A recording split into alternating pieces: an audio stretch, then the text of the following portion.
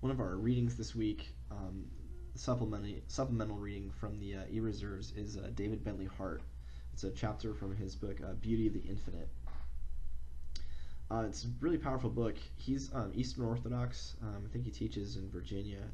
Um, he well, maybe the way to start it is this, and it's to just take this thought experiment and ask yourself, why is it that these knights used to, or presumably go and are willing to fight a dragon to save and marry a beautiful princess. The idea being that the reason that they do it, of course, is because of her beauty, right? The beauty is itself something so powerfully compelling, that it might be a signal to us about what's true about God. Um, and Hart's book, start to finish, is just an account of the fact that God's beauty and the nature of God as a triune creator spills over into the creation in so many different ways, so many different compelling ways, that if we attend to them and we recognize the beauty of the earth for what it is, the beauty of the cosmos for what it is, we're directed, our eyes are directed back to the Creator himself and his triune glory and beauty. God is light. And Hart talks about Gregory of Nyssa, who recognizes the importance, and I think we actually read some of him later, the importance of the notion that God is the purest, most beautiful beauty that could ever be. And the creation, if we understand it right, we recognize that it is the overflow, the spilling over of the beauteousness of God, the beauty of God, and what we have here is it's God's thumbprint.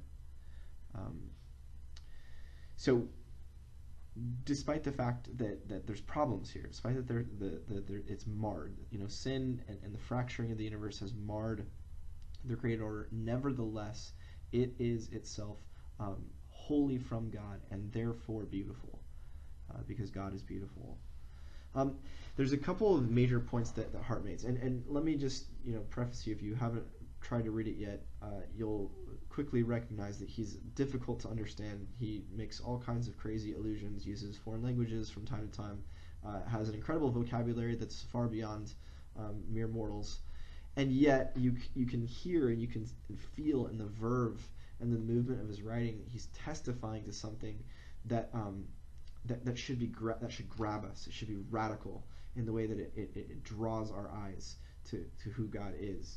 And so a couple of his major points. The first is that creation is pure gift. Hart recognizes that because God is triune and because God is Father, Son, and Spirit, that God is eternally in the process of self-giving, right?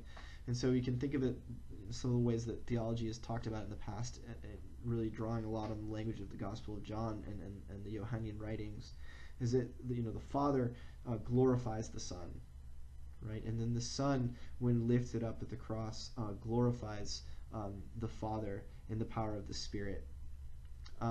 There's this eternal cycling, this dispersal, this constant deferring of glory from Father to Son back in the power of the Spirit.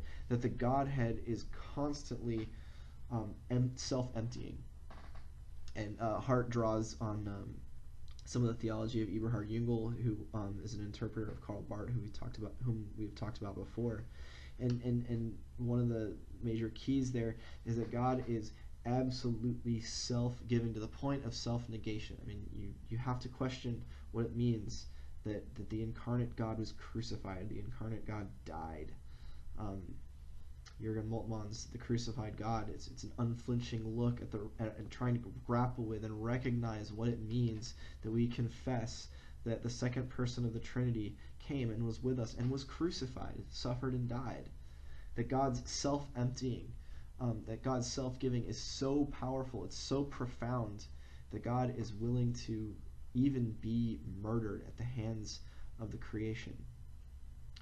What that indicates to us is that God in God's self and God's own being is so incredibly self-giving, so incredibly self-deferring of glory, circling back and forth, well, I guess triangulating around and around and around.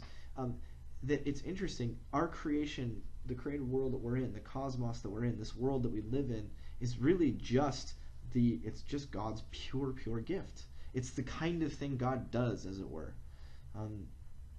There's nothing. One of the things Hart harps on quite a bit in this essay is he talks about the fact that there's the created order is not necessary, right?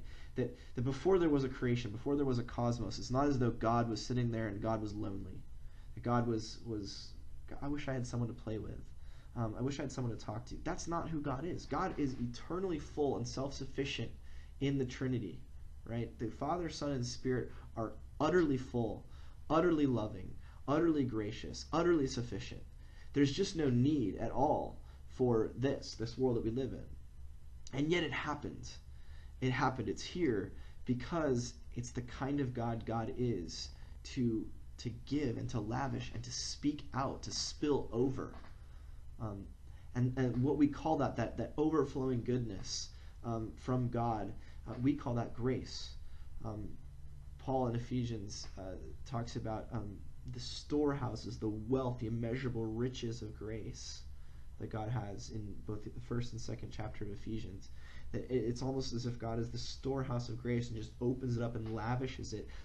It just trickles out. And the first thing that happens is the cosmos, the universe. The universe is the overflow of God's goodness. But then that's not enough.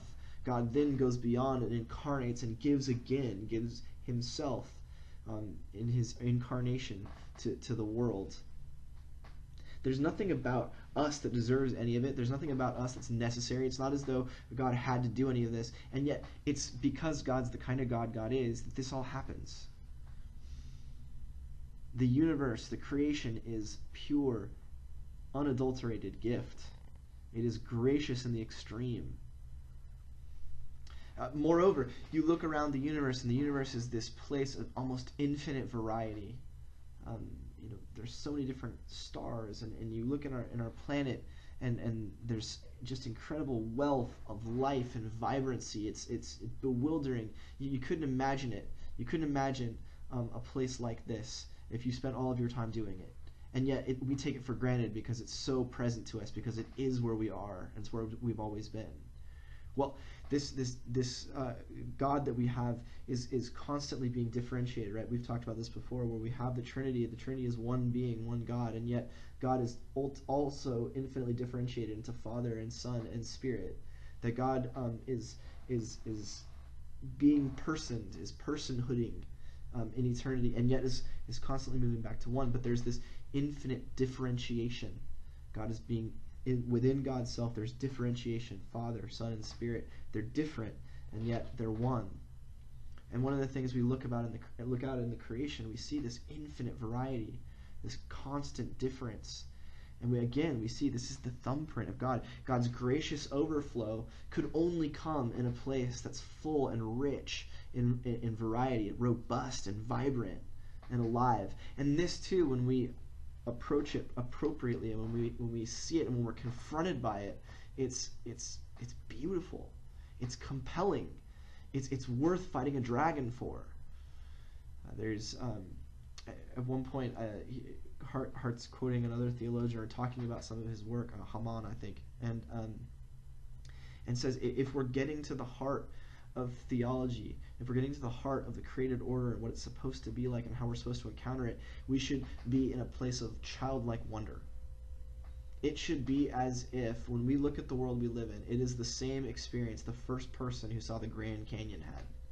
They're like, whoa, wow. And they look down at the Grand Canyon, and instantly the first thing you do then is look up. And just you're filled with awe and wonder and praise, because this beauty, it's so powerful, it's so compelling, it can only have come from beauty and truth and goodness itself, which Christians confess is the triune God. So that's kind of, look, if you're gonna categorize, or you're gonna try and get a handle on that essay, that's kind of it.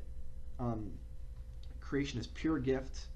Creation is not necessary. It is simply the gift of God, and yet it's not surprising that a God like we have, a triune, self-differentiating, self-giving God, would do something so crazy as create a place like this. It's just who God is. And that is kind of a pointer.